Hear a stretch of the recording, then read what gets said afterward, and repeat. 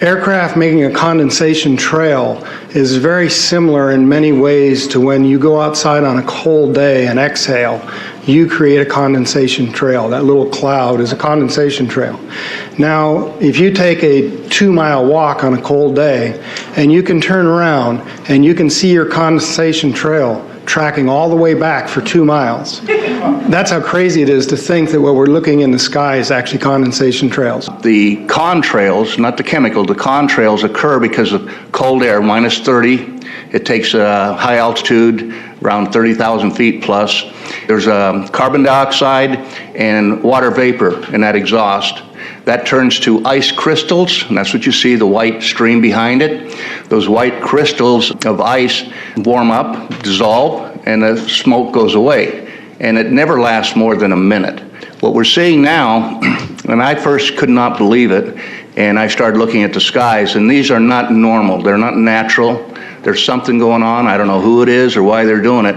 All I can testify is it's not natural and it's not normal. It's got to be some outside influence doing that. Thank you. I'm here to give you testimony that chemtrails, they're not contrails, are indeed real. They're spraying almost every day. I watch the clouds and watch the spraying program going on.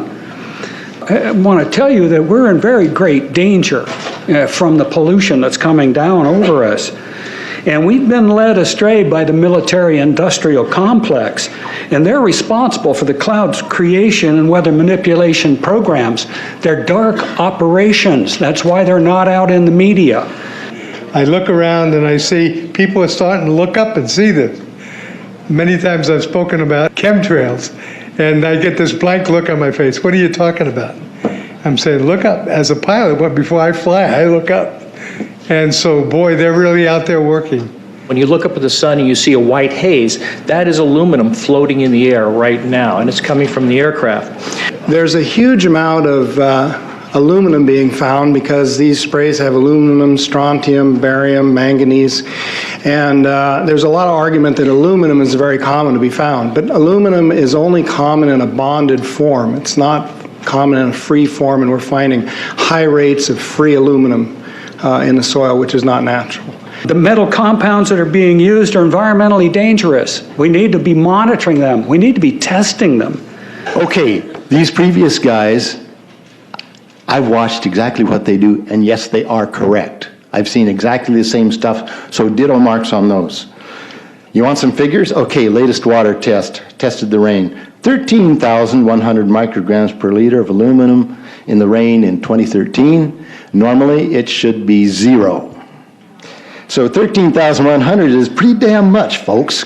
It used to be 0, then it was 100s in the 2000s, and then since 2010, it's into the 1000s and the latest 13,100. In the snow on Mount Shasta, pristine Mount Shasta, 61,000 micrograms per liter, 4 times the amount that is found in the soil up there. Where in the hell is this stuff coming from if it's not coming from the soil? We have clouds in the sky we've never seen before. Almost every day I'm seeing clouds I've never seen before. And NASA has been even named a few of these new clouds.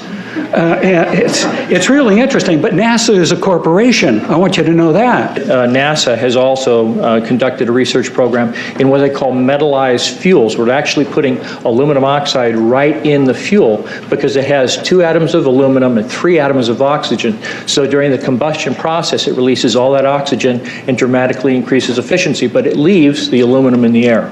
We got things coming from sky down, and it's a huge, huge problem. Because as it comes down, what happens is a couple of things. Is that it actually is in our air, we breathe it. And as we breathe it, it's actually going to go up through our nostrils, into our brain, easiest access to our brain frontal lobe.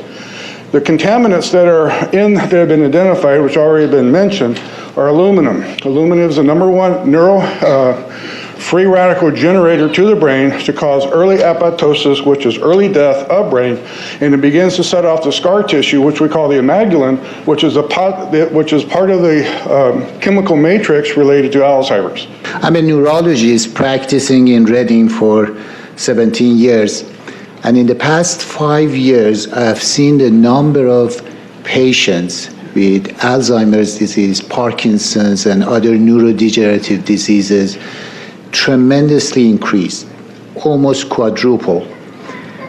I became interested in chemtrails about 8 years ago when I was in Hawaii, and the Hawaiians are really being very vocal about it. I concur about the increasing number of Alzheimer's. They have been able to take the aluminum and micronize it, which means it'll stay up longer. But it also means, and I don't know if any of you have noticed some metallic taste in your mouth when they're spraying, but you inhale that, it goes up through your cribriform plate and through your sinuses and into the brain. As you heard, to spray nanoparticles, very small particles.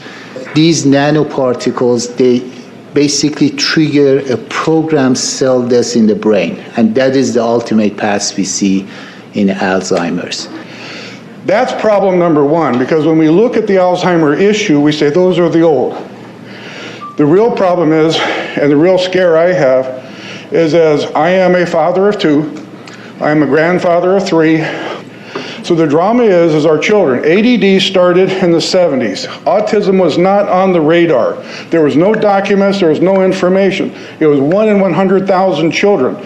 Today, what we have is 1 in 48 boys. I was part of the early group that was looking for aluminum in ADD and ADHD. And all of those children that started to develop those phenomena had high levels of aluminum. When we figured out protocols to detox them out, to free the body of those particular contaminants, what happened is that their brains came back. When we do this to the age, it doesn't come back as quick, but it will come back. But I'm seeing Alzheimer's in 56 years old. Back in the 70s, Alzheimer's when you were 80. If you remember 8 to 10 years ago, there was this big move to get rid of aluminum from underarm deodorant because it would cause Alzheimer's. Look what they're doing to us now. I want to give you a little bit of history on the background behind nanoparticles has been described before. A nanometer is 1/billionth of a meter. It's very small. In fact, if you have particles, say, that are 40 or 50 nanometers across, you can take and line 50 of them up next to a single red blood cell. These things are extremely tiny. They're pervasive.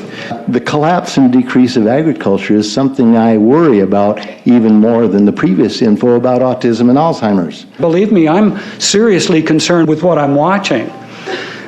As a wildlife biologist, I've been watching the ecosystem collapse. When you lose all your stream organisms, when you have aluminum overload in your streams, you're killing your microbial bacteria and you're disrupting the entire ecosystem. So it goes way beyond just a little bit of pollution. How did Monsanto know to create aluminum-resistant plants? I don't think I've heard anybody ask that question. Okay. Insects. I've done studies in Siskiyou County. They're at 20% of normal. The aquatic insects basically made a nosedive in 2006 to about 20% of normal. So far this year, I've sampled 200 trout stomachs. 98% of them are empty. So sorry about the trout fishing, fellows. The mayflies, stoneflies, dipterus, and caddisflies are damn near gone. The terrestrial sampling is down to about 20% of normal, except for pest species like ants. We're seeing a loss of the major bird species, and as the gentleman said, the ecosystem is unraveling, and Audubon's been telling you that for years. The materials that are going into the environment right now, aluminum oxide nanoparticles and barium nanoparticles, these just happen to be the same materials that they use in nanothermate explosives. And so when this stuff settles down out of the air into the environment, it is small enough to be absorbed through the root structure of the trees in the forest. And so when there's a forest fire, and there will be a forest fire, those fires burn dramatically hotter. The point is that the cost of firefighting, the cost in the healthcare system have nearly doubled in the last 10 years. The amount of acreage is lost because of fires. The impact on human health is dramatic. I personally tested water and aluminum, and I found aluminum had 47 times the normal expected amounts. Strontium had 10 to 20 times the amounts. Barium was 20 times. This is what the stuff looks like here. Collected, it looks, most people just think it's a cobweb, but I tested it, it has outrageous amounts of barium, strontium, and aluminum, but they destroy the sample, so I'm not letting this get away from me. You know, these tests are international. in scope. We're seeing this all over the world, guys. Okay, pH of acid soils is 20 times more alkaline. The aluminum in the soil has doubled in the last 10 years. The rain normal was 5.6, it's 20 times more alkaline. Aluminum blocks essential nutrients. I am unable in my garden to restore normal pH, and that's because nanoparticles are now in the circulatory systems of both plants and humans.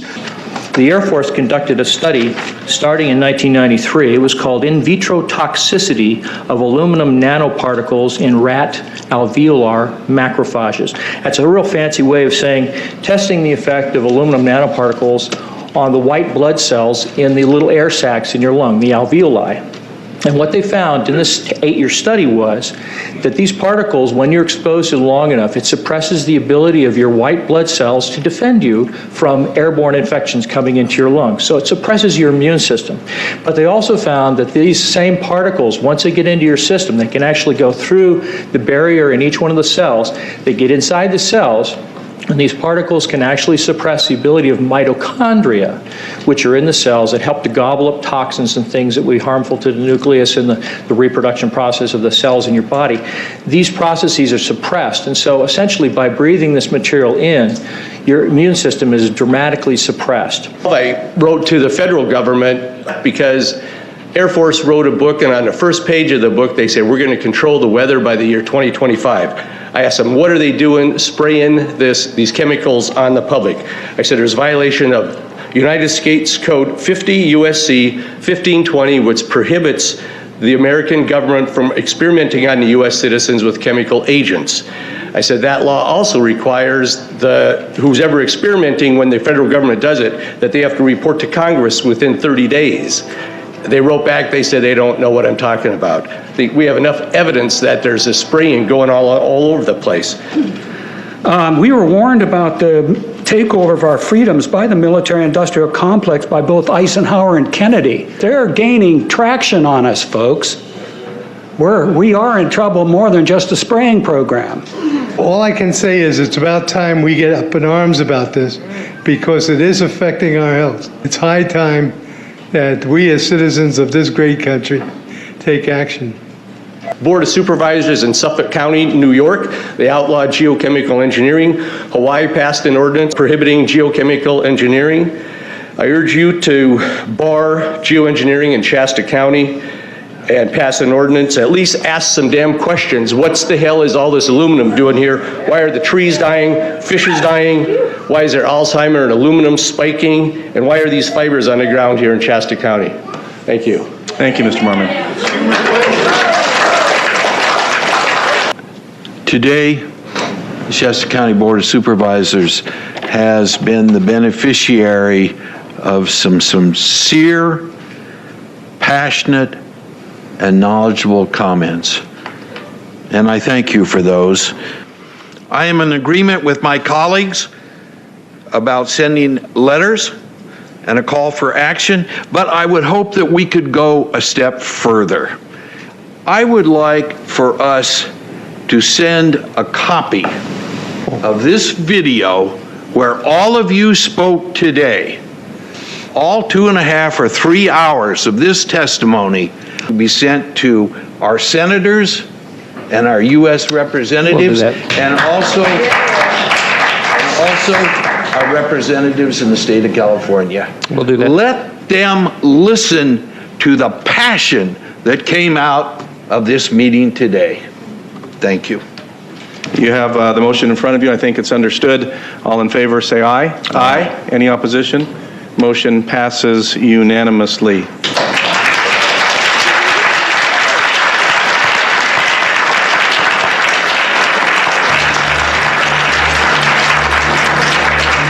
It wouldn't surprise me at all if the response is one that exceeds far the boundaries of Shasta County in terms of the platform that is offered, as evidenced by those who attended today from around the world. That's very impressive.